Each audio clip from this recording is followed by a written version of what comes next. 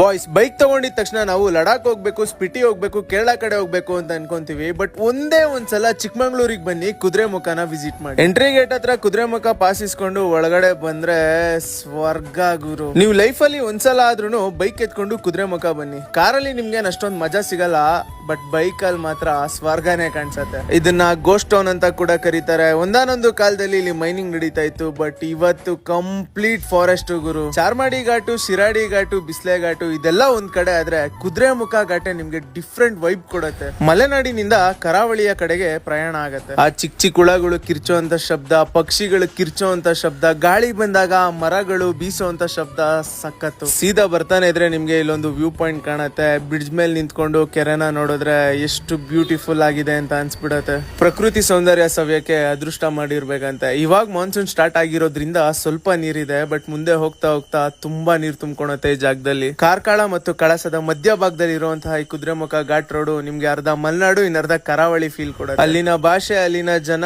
ಅಲ್ಲಿನ ನೀರು, ಅಲ್ಲಿನ ವಾತಾವರಣ ವಾಪಸ್ ಬರ್ಬೇಕು ಅಂತಾನೆ ಅನ್ಸಲ್ಲ. ಲೈಫ್ ಅಲ್ಲಿ ಒಂದ್ಸಲ ಆದ್ರೂ ಬೈಕ್ ಎತ್ಕೊಂಡು ಹೋಗಿ ಬನ್ನಿ.